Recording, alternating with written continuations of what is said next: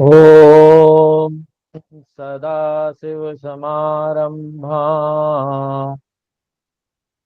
शंकराचार्यमध्यमाम् अस्मदाचार्यपर्यन्ताम् वन्दे गुरुपरम्पराम्। ओम गुरु को प्रणाम वाला जो श्लोक है, पहला श्लोक, वो हम लोग पढ़ेंगे। सर्व वेदांत सिद्धांत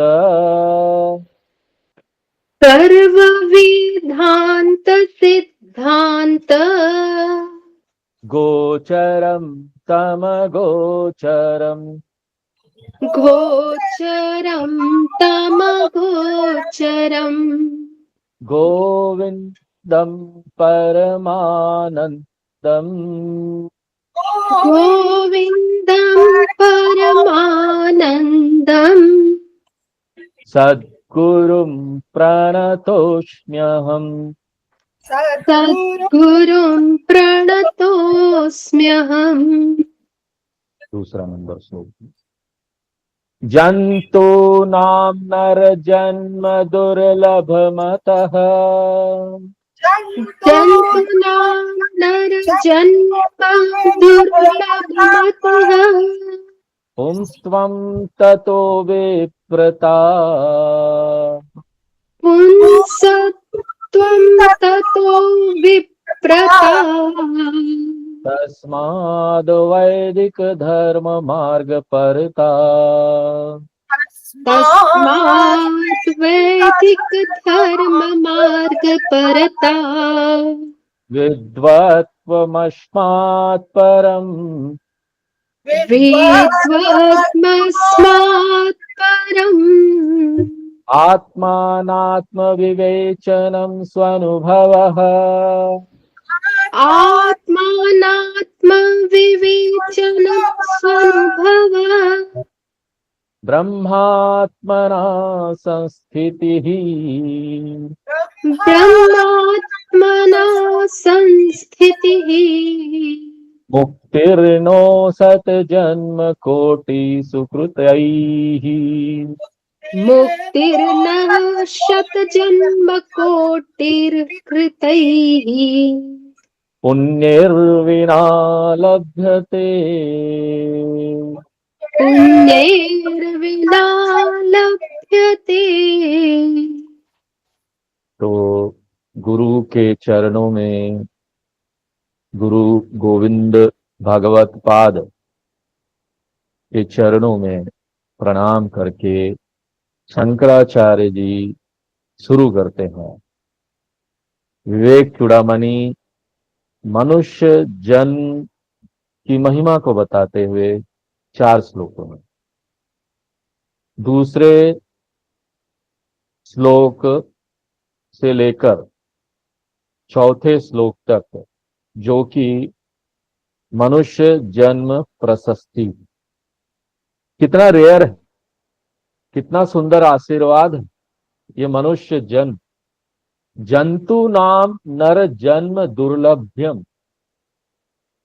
ये जीव कितने सारे स्थूल शरीर को प्राप्त कर सकता है जन्म के समय, और मनुष्य शरीर उसमें से एक है। 84 लाख योनियां जीवों की, और कठोपनिषद अभी हम लोग पढ़ रहे हैं, उसमें ये बताया गया है कि देवता भी ये ज्ञान प्राप्त नहीं कर सकते जितना अच्छा से मनुष्य इसको कर सकता है। 14 लोकों में भूलोक ही एकमात्र ऐसी जगह है जो कि आदर्श जगह है आत्मज्ञान प्राप्त करने के लिए। मंत्र आता है कठोपनिषद में, यथा दर्शे तथात्मनि यथा स्वप्ने तथा पितृलोके यथा सुपरीव ददृशे तथा गंधर्व लोके छाया तप योरीव ब्रह्मलोके। वहां पर यह पॉइंट आउट किया गया कि 14 लोकों में जो सबसे आदर्श जगह है मोक्ष प्राप्त करने के लिए, वो भूलोक है। और उसमें भी देखिए यहाँ पर इतने सारे प्राणियां हैं। मनुष्य शरीर मिलना तो रेयर है, विलक्षण है, और यहीं पर एकमात्र यहीं पर आत्मज्ञान संभव है। इसलिए जंतु नाम नर जन्म दुर्लभ्यम। और मनुष्य जन्म प्राप्त करने के बाद भी हम ये नहीं बोल सकते कि हमको मोक्ष मिल ही जाएगा। डेफिनेट है, मनुष्य जन्म ये गारंटी नहीं देता कि हमको मोक्ष मिल जाएगा। लेकिन एक व्यक्ति क्वालिफाइंग राउंड में आ गया है, अभी मैच जीतना है, क्रिकेट मैच हो, टेनिस मैच हो, सबको क्वालिफाइंग राउंड में आना पड़ता है। क्वार्टर फाइनल, सेमीफाइनल, बहुत सारे राउंड होते हैं, एक एक करके उसको जीतना होता है, और उसके बाद जाकर फाइनली मोक्ष रूपी कप प्राप्त होता है। कितना राउंड है, एक व्यक्ति को कितने राउंड से गुजरना पड़ता है मनुष्य जन्म होने के बाद मोक्ष प्राप्त करने तक? बहुत सारे चरण हैं। देखिए, मनुष्य जन्म मिल तो गया, लेकिन पुंस्त्वम भी चाहिए। पुंस्त्वम यानी मैनलीनेस, पुरुषत्वम। इसका क्या अर्थ हुआ? करेज, साहस चाहिए, स्वतंत्रता चाहिए, विशेष रूप से भावनात्मक निर्भरता जो होती है ना, उसको बोलते हैं कि ये पुंस्त्वम, आत्मनिर्भरता, पुंस्त्वम। एक जो कमजोर मन है ना, वो हमेशा चाहेगा किसी के साथ चिपक के रहे, कोई ना कोई उसको चाहिए, किसी न किसी का साथ चाहिए, डिपेंडेंस चाहिए, निर्भरता चाहिए। जबकि वेदांत यहां बहुत उच्च चीज की बात कर रहा है। वेदांत सन्यास की बात कर रहा है, जिसमें एक व्यक्ति किसी के ऊपर निर्भर नहीं रहता, और जब मोक्ष प्राप्त हो जाए तो उसके बाद तो भगवान के ऊपर भी आप निर्भर नहीं है, क्योंकि आप ही के अंदर वो है, आप ही है। टोटल आत्मनेव आत्मनः तुष्ट हो जाता है। तो यहां पर यात्रा है कहां से कहां तक? वर्ल्ड डिपेंडेंस से गॉड डिपेंडेंस, गॉड डिपेंडेंस से सेल्फ डिपेंडेंस। दुनिया पर निर्भरता से हमको छूटना है, भगवान पर निर्भर रहना है, फिर भगवान पर निर्भरता को भी छोड़ना है, आत्मनिर्भर हो जाना। अल्टीमेटली सेल्फ डिपेंडेंस या इंडिपेंडेंस एम है मोक्ष का। जब तक एक व्यक्ति यहां पर चीजों को पकड़ के रखेगा, उसका मन सफल नहीं हो सकता वेदांतिक स्टडी में। इसलिए बाद में हम लोग देखेंगे, न कर्मणा न प्रजया धने न त्यागे नैके अमृतत्व मानसु। जितने भी ये संबंध है डिपेंड होने के लिए, सर्व संग परित्याग।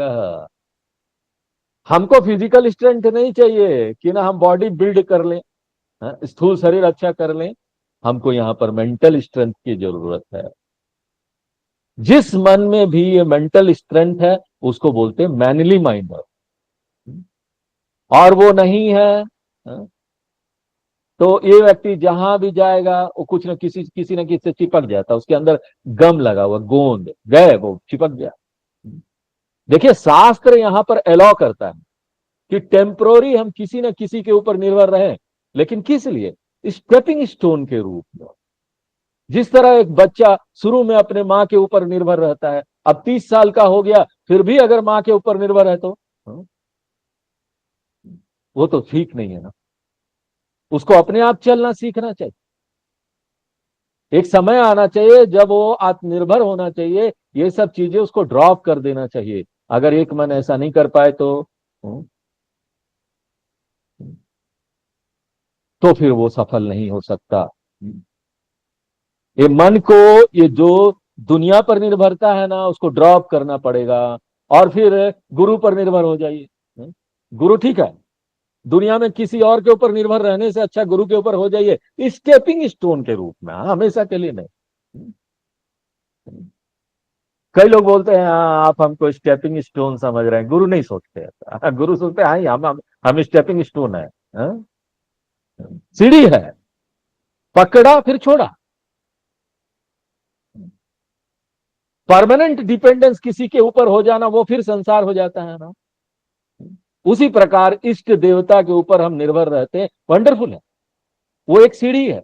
बट फाइनली ना हमको इससे भी परे निकलना है। नेदम यदिदम उपासते, उपाद्य वस्तु उसको भी ड्रॉप करना है, वो भी ना भीतर आत्म तत्व में गुम हो जाना चाहिए। इसलिए पुंस्त्वम का यानी ऐसा व्यक्ति जिसके अंदर आंतरिक शक्ति है अद्वैत में जाने के लिए, कैवल्य में जाने के लिए, नॉन डुअलिटी में जाने के लिए, इसी को बोलते हैं मैनलीनेस। मुंडकोपनिषद बोलते हैं नायम आत्मा बलहीनेन लभ्या। एक वीक माइंड जो है ना, एक वीक माइंडेड पर्सन जो है ना, एक सेंटिमेंटल पर्सन जो है, एक इमोशनल पर्सन जो है, वो हमेशा किसी ना किसी के ऊपर निर्भर हो जाना चाहता है, पकड़ लेना चाहता है किसी को। आत्मा न लभ्यते, ऐसा व्यक्ति आत्मज्ञान नहीं प्राप्त कर पाएगा। हमारे स्वामी जी छोटा सा वाक्य बताते हैं। उनके पास एक व्यक्ति आता था, और वो कृष्ण भगवान का बहुत अच्छा भक्त था।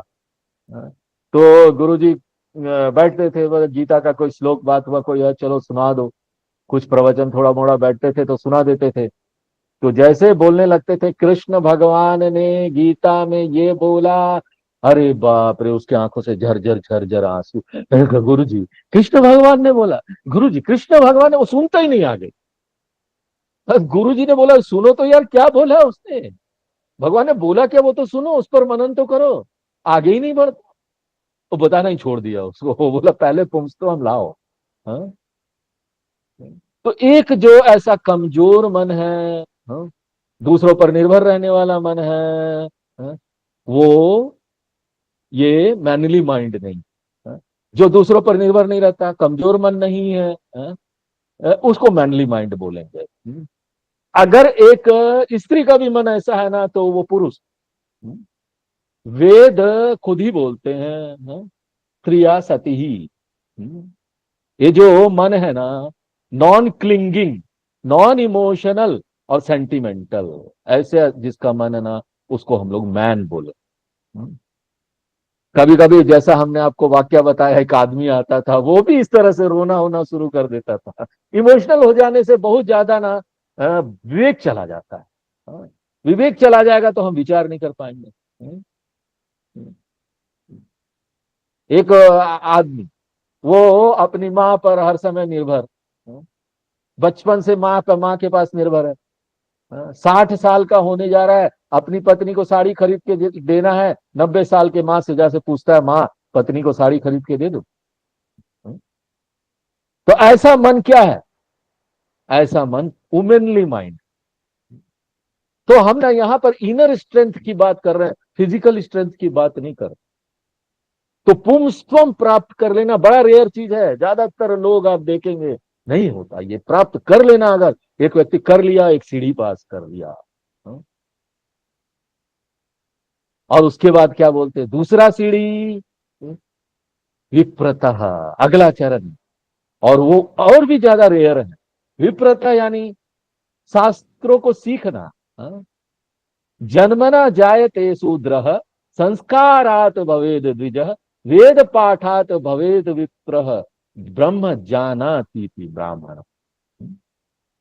सभी लोग जन्म के समय शूद्र ही होते हैं, कोई ब्राह्मण जन्म नहीं लेता।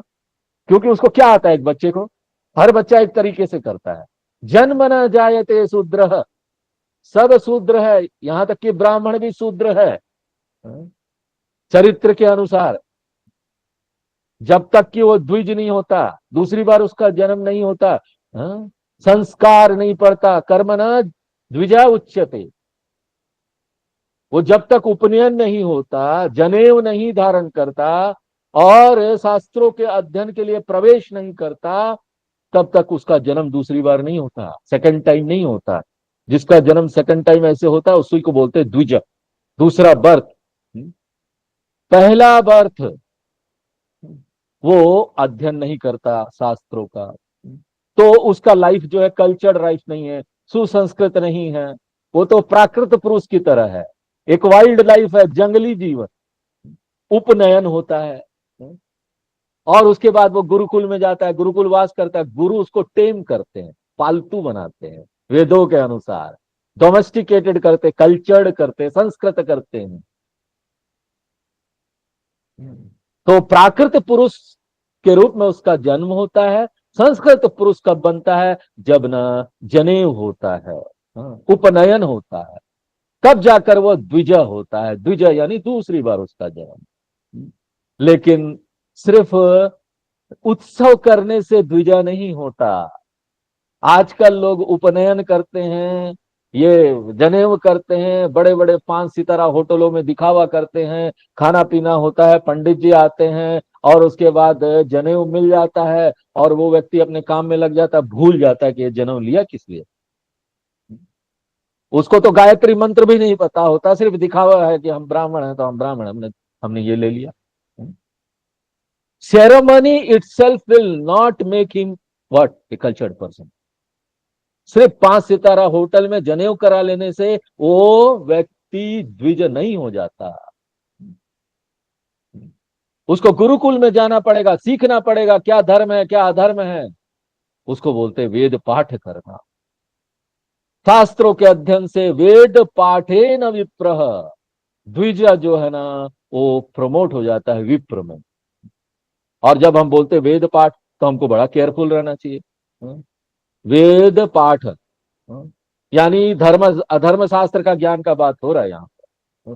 किस तरह इस जीवन में रहना चाहिए, कैसे चलना चाहिए, कैसे व्यवहार करना चाहिए, हमको अपने परिवार को कैसे ट्रीट करना चाहिए, उनके साथ हमारा व्यवहार क्या होना चाहिए, हमारे पड़ोसियों के साथ हमारा व्यवहार कैसा होना चाहिए, ये दुनिया के साथ हमारा व्यवहार कैसा होना चाहिए। This is art of pleasing. पूरी दुनिया को हम कैसे खुश रख सकते हैं। और ये अध्ययन करने के बाद एक व्यक्ति विप्र बनता है। और उसके बाद तो अगला चरण और रेयर। जितना ऊंचा ऊंचा जाते जाएंगे ना वो रेयर से रेयर होते जाएगा। मनुष्यत्वम, पुंसत्वम, उसके बाद वैदिक शिक्षा, विप्रत्वम, और अगला क्या है? तस्माद वैदिक धर्म मार्ग परता। सिर्फ सीखना पर्याप्त नहीं, आपने वेद पढ़ लिया बस, वेद पढ़ के सब गलत काम कर रहे हो, क्या फायदा भैया। एक पर्सन जो है ना, एक व्यक्ति, वो बड़ा अच्छा एकेडमिक स्कॉलर बन सकता है, अच्छा पंडित बन सकता है, दूसरों को बताएगा वेद में क्या है, इसमें क्या है, उसमें क्या है, यहाँ क्या लिखा है, ऋग्वेद में क्या लिखा है। उसको ये भी पता होगा धर्म क्या है, अधर्म क्या है, लेकिन ना ही इज अटरली यूजलेस। ऐसा व्यक्ति ना वो अपना जीवन शैली वैसा नहीं बना के रखा है जैसा उस शास्त्रों में बताया गया है।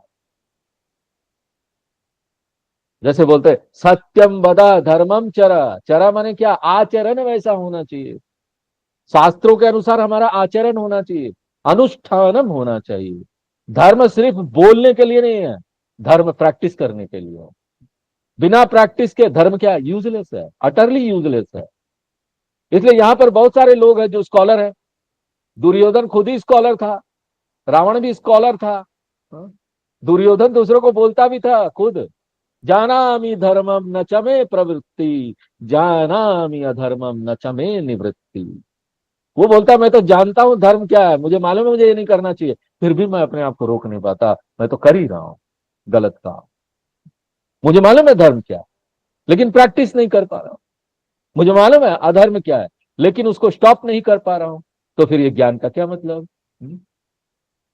खाना बना लिया बहुत अच्छी तरीके से, आहा कितना सुंदर, और उसके बाद खाए नहीं मुंह में, क्या पता चलेगा। इसलिए शंकराचार्य जी बोलते हैं वैदिक धर्म मार्ग परता। परता यानी कमिटमेंट, कमिटेड, वैदिक धर्म को लेकर कमिटेड, धर्म मार्ग, सही जीवन शैली, राइटियस जीवन शैली, धर्म वाला मार्ग। और आपको कैसे पता चलेगा कि धर्म क्या है अधर्म क्या है? क्योंकि यहां पर अलग अलग लोग अलग अलग प्रकार से इंटरप्रेट करते हैं, कौन डिसाइड करेगा? एक व्यक्ति बोलता है ये सही है, दूसरा व्यक्ति बोलेगा ये सही है, कौन निर्णय करेगा? सुप्रीम कोर्ट कौन है? अथॉरिटी कौन है ये डिसाइड करने के लिए कि धर्म अधर्म क्या है? तो शंकराचार्य जी बोलते हैं वैदिक धर्म मार्ग पर था, वेद सुप्रीम है, वेद ही हमारा लक्ष्य बनाते हैं। इसका मतलब क्या है? जब तक हमको वेदों पर श्रद्धा नहीं होगी, शास्त्रों में श्रद्धा नहीं होगी, तब तक हम इसको फॉलो भी नहीं करेंगे। विप्रता में ये सम्मिलित है, वेदों पर श्रद्धा, फेथ, श्रद्धा होनी चाहिए शास्त्रों में, सीखने में शास्त्रों को, क्योंकि शास्त्रों को कौन सीरियसली सीखेगा? हाँ? जिसके अंदर श्रद्धा नहीं हो तो सीखेगा ही नहीं।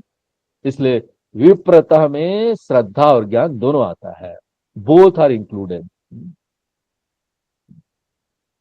आस्तिक बुद्धि व्यक्ति, वैदिक जीवन शैली, ये पालन करना तो ये तो एक बहुत रेयर चीज है, और ये लंबे समय तक करना पड़ता है। ब्रह्मचर्य आश्रम में एक व्यक्ति अध्ययन करता है वेदों का, गृहस्थ आश्रम में, वानप्रस्थ आश्रम में वो उसका प्रैक्टिस करता है।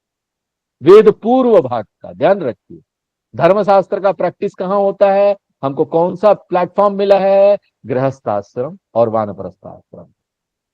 अगर एक व्यक्ति इसका पालन करता है तो वो ना फिट बन जाता है वेद अंत भाग के लिए, ज्ञान योग्यता प्राप्त हो जाती है उसको। तब तक उसका पालन उसको करते रहना चाहिए, अध्ययन करते रहना चाहिए। 10-15 साल में अध्ययन पूरा भी हो जाएगा, उसके बाद उसको उसका प्रैक्टिस करना चाहिए, रिलीजियस लाइफस्टाइल लंबे समय तक, जब तक साधन चतुष्ट संपत्ति प्राप्त नहीं हो जाता। और साधन चतुष्ट संपत्ति प्राप्त करने के बाद अगला चरण क्या है? विद्वत्वम अस्मात् परम। विद्वत्वम यानी वेदांत श्रवणम, वेदांत की शिक्षा। पहला लाइन विप्रतः, उसमें हमने बोला वैदिक शिक्षा, अब आ गया विद्वत्वम, और वो है वेदांतिक शिक्षा। अंतर देख रहे हैं आप इन दोनों में? वैदिक शिक्षा यानी कर्म कांड, कर्म शास्त्र का ज्ञानम। बहुत सारे लोग कंफ्यूज हो जाते और बोलते हैं वेदांत को ना हमको स्कूल कॉलेज में इंट्रोड्यूस करना चाहिए। ये देखो एक बहुत बड़ा कंफ्यूजन है। हाँ? हमको लोगों ने बोला था आइए जरा ऑफिस में, हम यहाँ पर हमारा बताइए, लोग बैठे कुछ बताइए, अच्छा काम करे। हम बोले देखो वेदांत वहां नहीं बता सकते हम। हमारे स्वामी जी भी नहीं जाते स्कूल कॉलेज में बताने के लिए। वेदांत को कभी भी स्कूल कॉलेज में इंट्रोड्यूस नहीं करना चाहिए। वेदांत ऐसे व्यक्ति के लिए है जो साधन चतुष्ट संपत्ति प्राप्त कर चुका है धर्म शास्त्र का पालन करके। इसलिए स्कूल कॉलेज में क्या बताना चाहिए? अगर आपको स्कूल कॉलेज में बताना भी है ना, तो आपको वेद पूर्व भाग या धर्मशास्त्र बताना चाहिए। और धर्मशास्त्र में 3 ब्रांचेस है। कौन कौन से 3 ब्रांचेस है? रिचुअल्स है, एटीट्यूड है, वैल्यू है। रिचुअल यानी कर्मकांड है, एटीट्यूड यानी मन की क्या भावना है आपकी, वैल्यू यानी जीवन का मूल्य। रिचुअल अब रिलेवेंट नहीं रहा, दुनिया उसको मानती ही नहीं। कर्मकांड तो धीरे धीरे फेड हो रहा है। रिचुअल्स के लिए हमको जाति प्रथा को बनाए रखना पड़ेगा। बिना जाति प्रथा के रिचुअल इम्पॉसिबल है, कर्मकांड नहीं हो सकता, क्योंकि सभी कर्मकांड जो है ना जाति पर आधारित है। इसलिए रिचुअल पार्ट जो है ना धर्म का, उसको हमको इंट्रोड्यूस करने की जरूरत नहीं है। लेकिन एटीट्यूड और वैल्यू जो है एक कर्म योग है। मन की भावना, जीवन का मूल्य, ये कर्म योग, ये भी धर्मशास्त्र में आ जाए।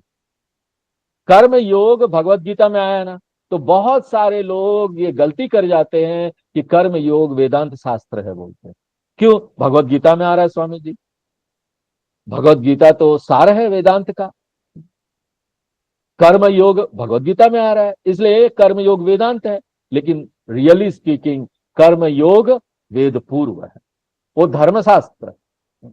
इसलिए विप्रता यानी धर्मशास्त्र का ज्ञान, विद्वतम यानी ब्रह्मशास्त्र का ज्ञान, विप्रता यानी अथा तो धर्म जिज्ञासा, विद्वतम यानी अथा तो ब्रह्म जिज्ञासा।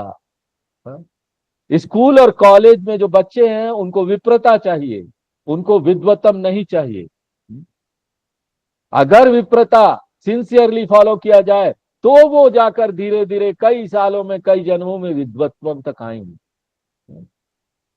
और विद्वत्वम में श्रवणम करना है बैठ के, और श्रवणम ना और भी बहुत रेयर है, सब लोग कर नहीं पाते, इतने साल से वेदांत पढ़ रहे हैं।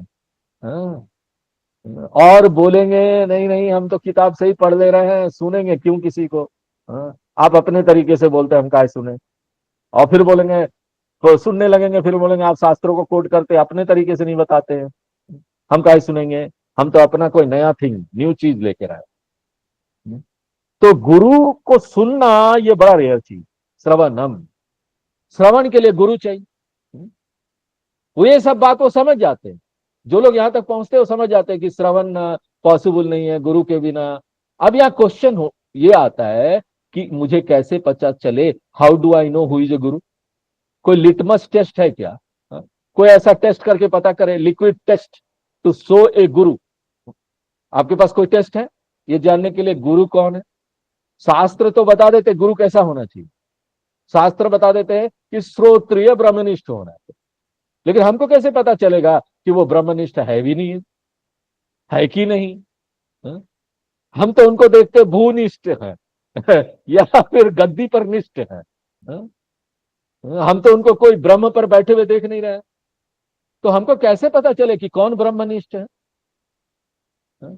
तो ना एक ही तरीका है गुरु को प्राप्त करने का, भगवान को प्रार्थना करो और कुछ नहीं। ज्यादा मत चेक करो भगवान को खूब प्रार्थना करो। एकमात्र भगवान ही आपको गुरु सप्लाई करेंगे, क्योंकि गुरु भगवान के पास अनगिनत है। वो जैसा आप तैयार है ना वैसा एप्रोप्रिएट गुरु आपके पास भेजे सही समय पे। अगर एक व्यक्ति को विशिष्ट अद्वैत गुरु मिलता है तो वो व्यक्ति राइट पर्सन है उसके लिए, उस स्तर पर, उस समय के लिए। अगर एक व्यक्ति को एक नास्तिक गुरु मिलता है तो वो एप्रोप्रिएट पर्सन है उसके लिए उस समय पर। वो धीरे धीरे करके इस बात को समझेगा और उससे बाहर आए। इसलिए गुरु प्राप्त करने के लिए ये अपॉर्चुनिटी, अवसर मिला श्रवण के लिए, वो स्टिल रेयर है, बहुत रेयर है। अब हम यहाँ पर कोई काउंट नहीं रख रहे कितना क्वालिफाइंग ग्राउंड है। घर में जाकर मैंने क्लास जब हो जाएगा तो आप लोग काउंट कर लीजिएगा। मनुष्यत्वम विप्रतः वैदिक धर्म मार्ग परतः, और उसके बाद विद्वत्वम। जैसे जैसे आप ऊंचा जाते जाएंगे और भी ये रेयर रेयर रेयर होते जाएगा। और श्रवणम के बाद आत्मानात्म विवेचनम, आत्मानात्म विवेचनम यानी मनन करना, अपना स्वतंत्र सोच रखकर मनन करना। एक व्यक्ति को ना ब्लाइंडली टीचर के वर्ड को फॉलो नहीं करना चाहिए, नहीं तो वो उसको अपना ज्ञान नहीं बना पाएगा। पहले श्रवण करते समय ब्लाइंडली फॉलो करिए, अच्छा से एंड तक श्रवण कीजिए, उसके बाद सब पर अपना चीज लेकर आइए, अपना ज्ञान उसको बनाइए। इसलिए जरूरत है कि हम ना इंडिपेंडेंट थिंकिंग ही कर पाए एक सर्टेन आइडिया पर अराइव करने के लिए। मेरे गुरु ने जो मुझे लॉजिक दिया है, रीजनिंग दिया है, वो हो सकता है कि हम हमारे ये में फिट नहीं हो रहा। हमको अपना तरीका ढूंढना पड़ेगा वो लॉजिक और रीजनिंग को अप्लाई करने के लिए। इसलिए वेदांत में गुरु की जरूरत है, बाकी चीज में नहीं हो सकती है, लेकिन वेदांत में अनिवार्य है गुरु। और वेदांत में यह भी अनिवार्य है कि आपका इंडिपेंडेंट थिंकिंग हो। इसलिए एक व्यक्ति को रीजनेबली रैशनल होना चाहिए, इंटेलेक्चुअल पर्सन होना चाहिए।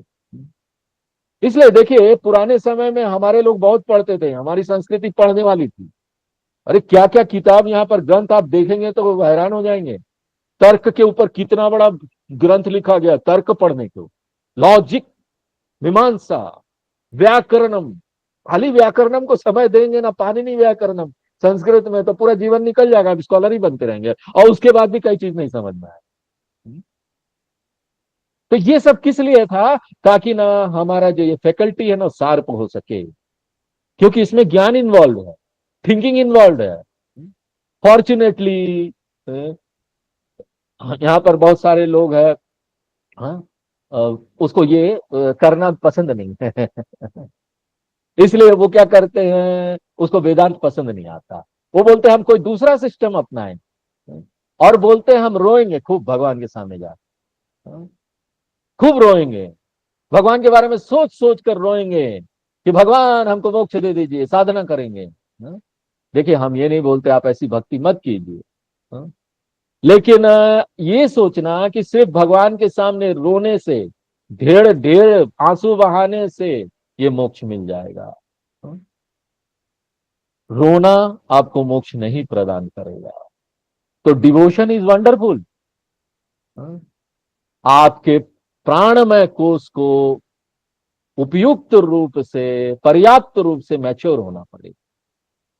भगवान को प्रार्थना करना बहुत महत्वपूर्ण है, भक्ति पर जोर दिया गया, लेकिन साथ साथ स्ट्रांग विज्ञानमय कोष भी होना चाहिए। इसलिए एक सुंदर संस्कृत का श्लोक है, यस्य नास्ति स्वयं प्रज्ञा शास्त्रम तस्य करोति किम, लोचनाभ्याम विहीनस्य दर्पणम दर्पण किम करिष्यति।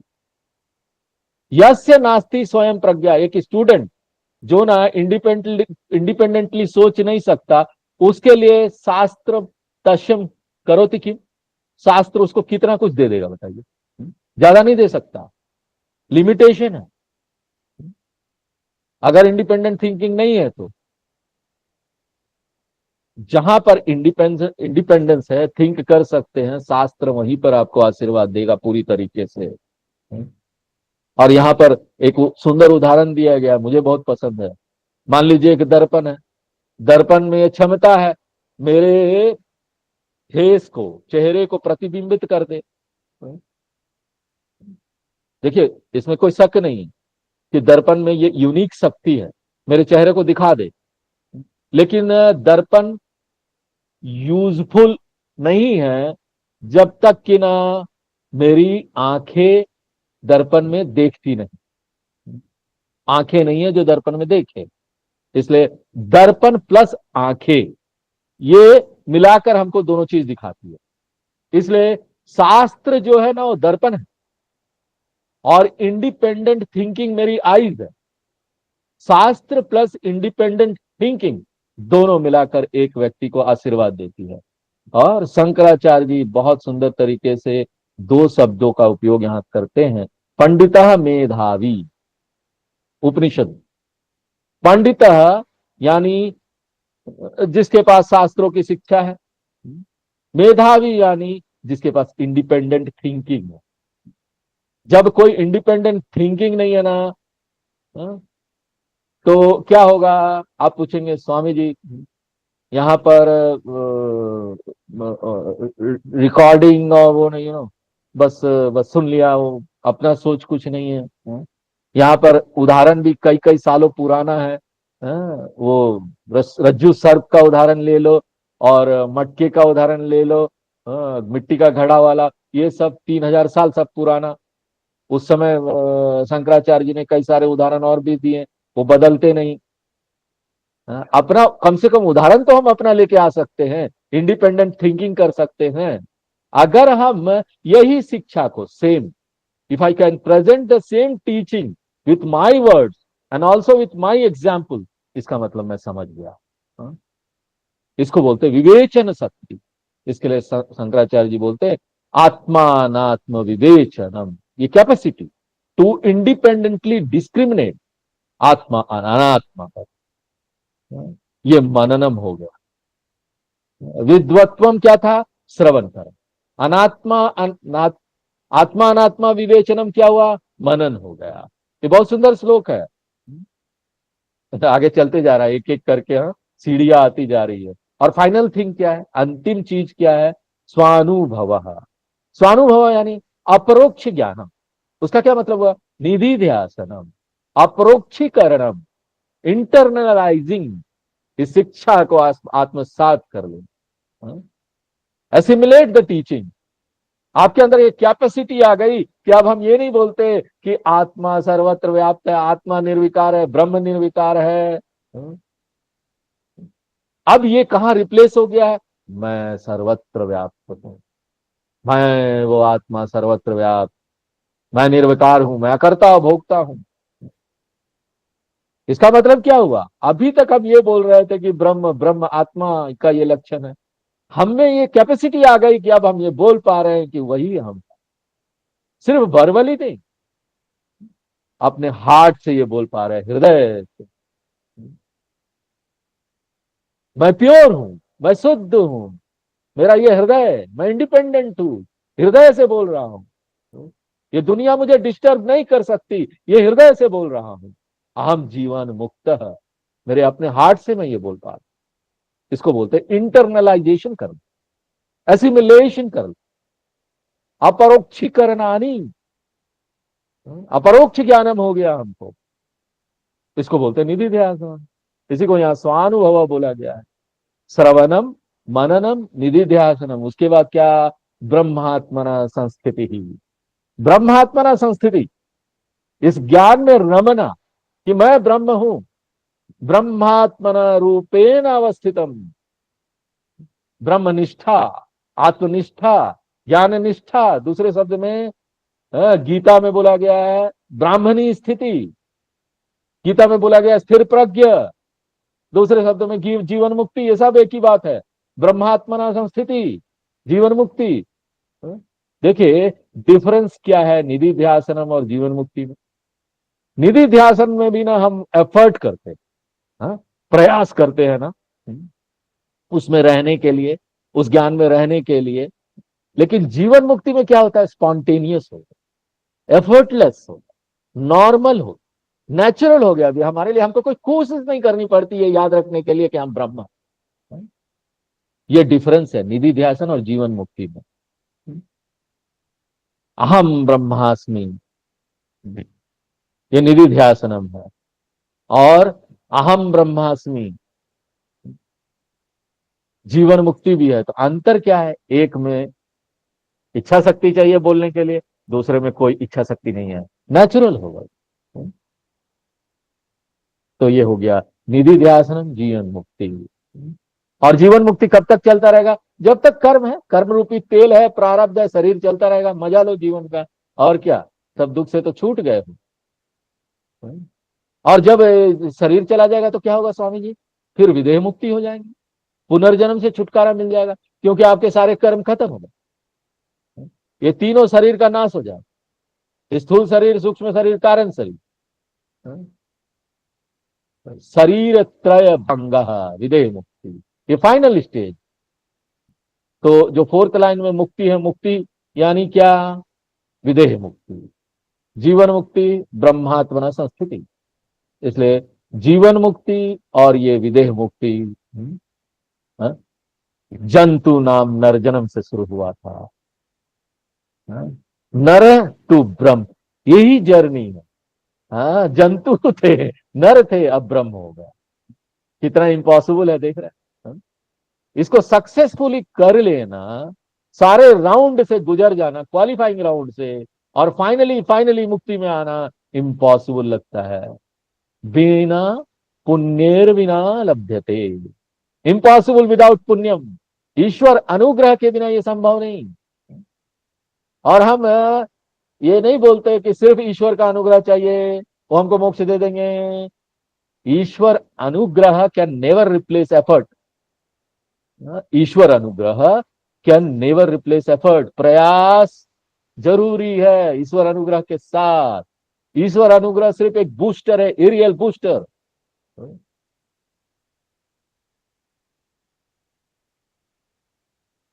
उसी तरह पुरुषार्थ को बूस्ट करने के लिए, पुरुषार्थ में बूस्टर लगाने के लिए, जल्दी जल्दी काम करे पुरुषार्थ, हमको ईश्वर का अनुग्रह भी चाहिए। प्रार्थना करते रहना चाहिए, अपना एफर्ट भी साथ साथ करते रहना चाहिए।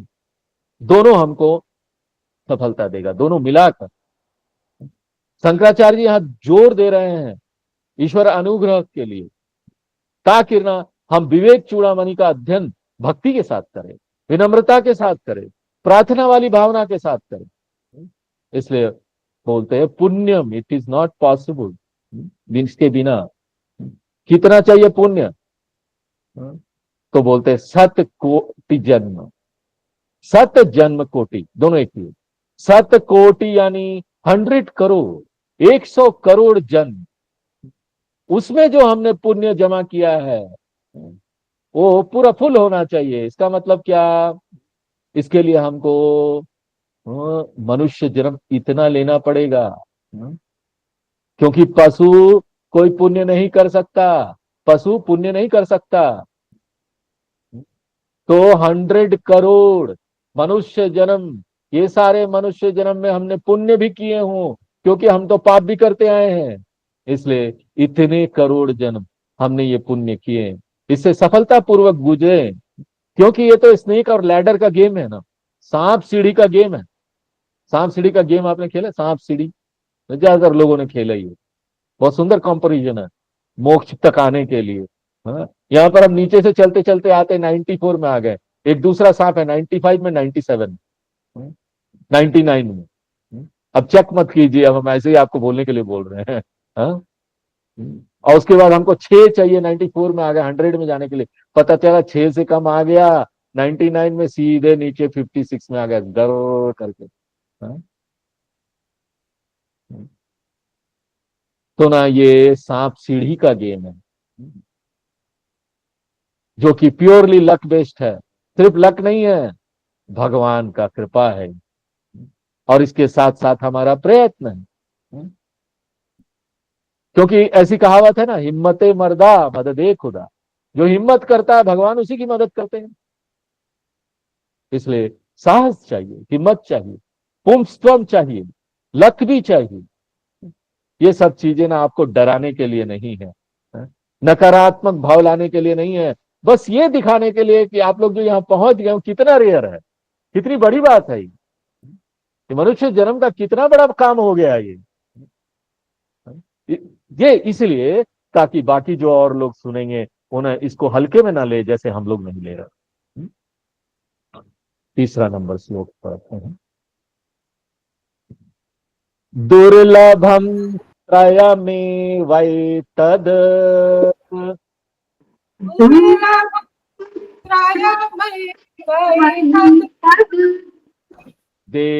देवानुग्रह हेतुकम् दैवानुग्रहेतुकम् मनुष्यत्वं मुमुक्षुत्वम्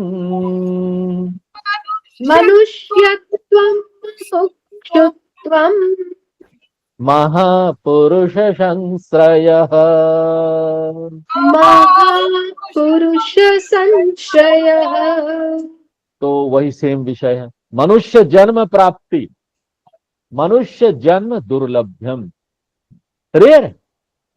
ये सारी जो चीजें बात है ना यहाँ पर बार बार दोहराई जा रही है, इस श्लोक में भी जो भी उन्होंने पिछले श्लोक में बताया उसी को सार रूप में कंडेंस करके बता रहे हैं, उन सभी चरणों को।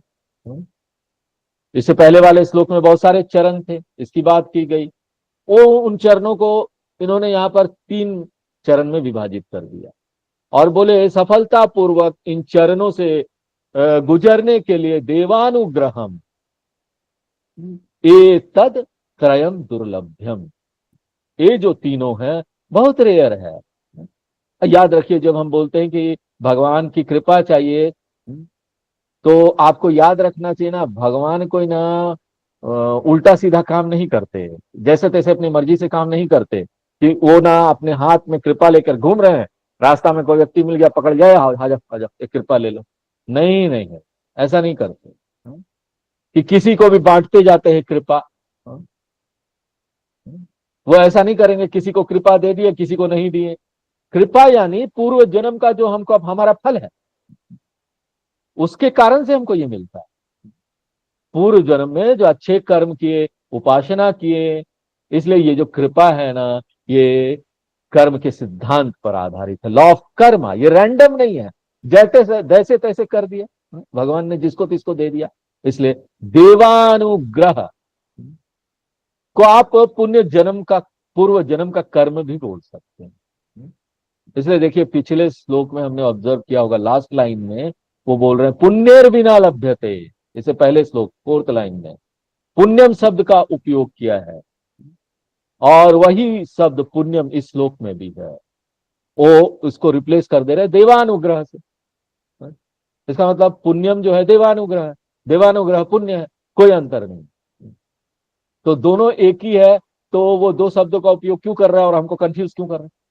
अगर पुण्य ही देवानुग्रह है और देवानुग्रह ही पुण्य है, तो 2 शब्दों का उपयोग क्यों करें? इसका कारण है, जब हम बोलते हैं कि हमने पुण्य कमाया, तो यहां पर चांस है ना कि हमने ये क्रेडिट अर्न किया, अपने लिए कमाया, हाँ, बिना किसी कृतज्ञता के, किसी को एक्नॉलेज नहीं कर रहे, सराह नहीं रहे हैं। यहाँ पर और भी चीजें थी जिसके कारण से हमको ये सब मिला है। हमारी स्थिति यहाँ पर अच्छा बनाने के लिए बहुत लोग काम करते हैं। बहुत सारी फैक्टर्स है यहाँ पर जो आती है और हमारे वातावरण को अनुकूल बनाती है। हमारे साथ के जो लोग हैं वो अभी हमको डिस्टर्ब नहीं कर रहे हैं। हाँ? अगर हम यहाँ पर एक पौधा लगा रहे हैं, हाँ, तो याद रखना चाहिए कि सिर्फ एफर्ट से ये संभव नहीं है। बहुत सारी बाहरी शक्तियां हैं, वो अनुकूल होनी चाहिए। अननोन फैक्टर है, उसको ईश्वर बोलते हैं।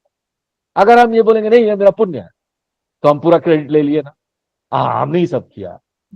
हम दूसरे जो और लोग हैं, दूसरे और जो फैक्टर्स है, उसको एक्नोलेज नहीं कर रहे हैं। लेकिन अगर हम यही बोलेंगे सेम चीज को कि ये भगवान की कृपा है, तो ना ये हमारे अंदर विनम्रता लेके आए, ये हमारे अंदर एक्नोलेजमेंट, कृतज्ञता लेकर आए। दूसरे और जो लोग हैं जिन्होंने इसमें सहायता की, दूसरे और जो फैक्टर्स है, दूसरी और जो चीजें हैं, दूसरे और फैक्टर्स को हम क्या बोलेंगे? नेचुरल लॉ, प्राकृतिक शक्तियां हैं यहाँ पर, जो कि भगवान का ही आशीर्वाद है। जब हम यहाँ पर ईश्वर अनुग्रह की बात करेंगे ना, तो हम प्रसाद बुद्धि भी रखेंगे, ह्यूमिलिटी होगी हमारे अंदर, विनम्रता होगी। इसलिए हम बोलते हैं देवानुग्रह फलम। और वो तीन क्या क्या चीजें बताते हैं? मनुष्यत्वम, पहला तो मनुष्य रूप में जन्म लेना, यही रेयर है। और दूसरा मुमुक्षुत्वम, उसके बाद आपके अंदर मोक्ष प्राप्त करने की इच्छा हो गई। मोक्ष ये चौथा पुरुषार्थ है और सबसे उच्च पुरुषार्थ है जिसको मोक्ष बोलते हैं। एक व्यक्ति मोक्ष पुरुषार्थ के लिए वोट करता है, वो तो किसी चीज के लिए भी वोट कर सकता है ना। चार पार्टियां हैं यहाँ पर, धर्म अर्थ काम मोक्ष, चार पार्टी, किसको वोट कर रहे हैं? और हम पूरा जीवन एक पार्टी को पकड़कर बिता सकते हैं, अर्थपान कर सकते हैं, खाओ पियो मजे करो, अर्थपान करो, पूरा जीवन चला गया इसी में। पूरा जीवन हम इसमें बिता सकते हैं, पूरा जीवन हम धर्म में भी बिता सकते हैं, पूजा पाठ कर रहे हैं, खूब उपासना कर रहे हैं, वेदांत में आए ही नहीं, पूरा जीवन चला गया। तो ये धर्म हो गया। या तो हम अर्थ या काम में समय बिता दें या धर्म में बिता दें, मोक्ष में आए ही नहीं। तो इसके लिए आने के लिए जरूरी है कि हमको पता हो कि मोक्ष सबसे ऊंचा लक्ष्य है, सबसे श्रेष्ठ है, और अपने जीवन में अपने मन से इसको टॉप प्रायोरिटी में कन्वर्ट कर देना, ये बहुत बड़ी बात है। इसको बोलते हैं मुमुक्षुत्वम। प्राथमिकताएं क्या है हमारे जीवन में? मुमुक्षुत्वम।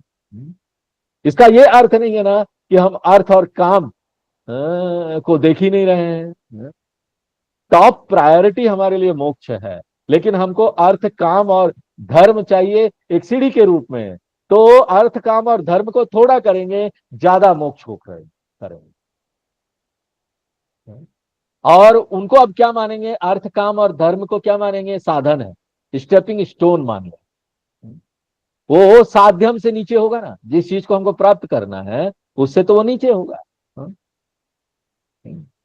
यहाँ पर हम खाना खाते हैं, दाल चावल रोटी दही भी ले लेते हैं, अचार भी ले लेते हैं, तो क्या साइड डिश है क्या मेन डिश है हमको पता होना चाहिए ना। खाली दही और अचार खा लेंगे, चावल और रोटी सब्जी खाएंगे नहीं। तो ये जो धर्म अर्थ और काम है ना, ये दही और अचार है, साइड डिश का काम करती है। सब्जी को अच्छा, खाने को अच्छा बनाने के लिए दोनों की जरूरत है, लेकिन प्रायोरिटीज क्लियर होना चाहिए, प्राथमिकता किसको देना ये क्लियर होना चाहिए। इसको बोलते हैं मुमुक्षुत्व। जब ये प्रायोरिटी क्लियर हो जाती है, हमारे जीवन में हमारी प्राथमिकता क्लियर हो जाती है, तो आगे और क्या चीज रेयर है? महापुरुष संत्रय, महापुरुषों का साथ, साधु संतों का साथ, उनका एसोसिएशन, उनका मार्गदर्शन, उनका छत्र छाया, उनका सपोर्ट। जिस तरह से यूनिवर्सिटी में जाएंगे वहां डॉक्टरेट करते हैं लोग, उनका गाइड होता है, वो गाइड उनको पूरी तरीके से अपने साथ रखता है, हर समय एसोसिएशन उनका रहता है। महापुरुष का क्या मतलब हुआ? महापुरुष का संग करना। कौन सा महापुरुष? श्रोत्रिय ब्रह्मनिष्ठ गुरु का, उसको बोलेंगे यहां महापुरुष। अगर आप डिक्शनरी देखने जाएंगे तो महा का अर्थ हुआ बहुत बड़ा पुरुष, यानी महापुरुष, महा बहुत बड़ा व्यक्ति, आप फिर बहुत बड़े व्यक्ति को ढूंढने लगे। तो यहाँ महा जो है ना, वो डिक्शनरी वाला अर्थ नहीं लेना है, यहाँ पर अर्थ होगा श्रोत्रिय ब्रह्मनिष्ठ गुरु। तो ये तीन चीज तो बहुत रेयर है, हाँ? और ये ईश्वर अनुग्रह से प्राप्त होता है। और जब ये तीन होता है ना, तो मुक्ति आ जाएगी। क्योंकि अगर एक मुमुक्षु को एक महापुरुष मिल गया तो मुक्ति तो डेफिनेट है। मुक्ति डाउटफुल कब होती है, संशय हमको कब होता है कि मुक्ति मिलेगी नहीं मिलेगी? या तो जो व्यक्ति सुनने आया वो मुमुक्षु नहीं है, कुछ ना कुछ प्रॉब्लम है, या उसके गाइड के साथ कोई ना कोई प्रॉब्लम है, जो महापुरुष है उसके साथ कोई ना कोई प्रॉब्लम है, हाँ? अगर दोनों सही हुए, कठोपनिषद बोलते हैं कि एक क्वालिफाइड शिष्य अगर एक क्वालिफाइड गुरु से मिल जाता है तो गति ही नास्ती, हाँ? आप चाह कर भी इससे बच नहीं पाएंगे मोक्ष से। हेल्पलेसली, लाचार होकर शिष्य को मोक्ष मिल जाएगा। अगर शिष्य बोलेगा नहीं चाहिए नहीं चाहिए ना, तब भी आ जाएगा उसको। मुमुक्षु प्लस महापुरुष, ये H2O की तरह है। H2O केमिकल नाम है ना, पानी का, जल का, हाइड्रोजन प्लस ऑक्सीजन, उनको मिलाएंगे ना तो पानी आएगा ही आएगा, आप ये नहीं बोल सकते। इसलिए दोनों जब मिलेंगे ना तो मोक्ष आएगा ही आएगा। ये बहुत पॉपुलर श्लोक है, ज्यादातर जगह ये कोट होता है। आगे पढ़ते हैं, चौथा नंबर श्लोक थोड़ा देख लेते हैं। लब्ध्वा कथंचिन्नर जन्म दुर्लभम लब्ध्वा कथंचित् नरजन्म तत्रापि पुंस्त्वं श्रुति पारदर्शनम् तत्रापि पुंसत्वं श्रुतिपारदर्शनम्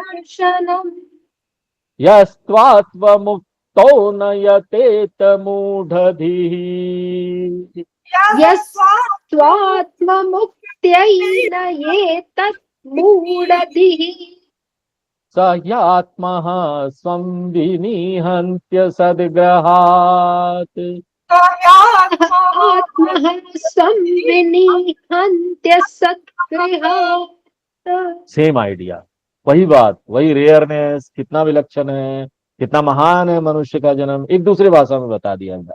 तो यहाँ पर शंकराचार्य जी निंदा करते ऐसे लोगों की जो ना इतना सुंदर अवसर को खो दे रहे हैं, मोक्ष प्राप्त करने का अवसर खो दे रहे हैं। ये तो ऐसे है कि एवरेस्ट पढ़ा, दुनिया का सबसे ऊंचा जो पहाड़ है एवरेस्ट, उसके ऊपर चढ़ने जाते हैं लोग, 29,000 फीट, 28,500 फीट तक पहुंच गए। लेकिन उसके बाद क्या होता है, उसके बाद होता है कि तूफान आ गया, आंधी तूफान आ गया, हाँ? बर्फ का तूफान आता है उस ऊंचाई पर पहुंचकर भी, हाँ? और 2-2, 3-3 सप्ताह तक चलता है। जो खाना लेकर गए खाना भी नहीं है, कम हो गया है, कोई बीमार हो गया है, तब ना उनको वहां से वापस आना पड़ता है। इसी प्रकार से आप सोचिए 28,500 फीट आप चढ़ गए हैं और फिर वहां से वापस जाना पड़े तो, हाँ?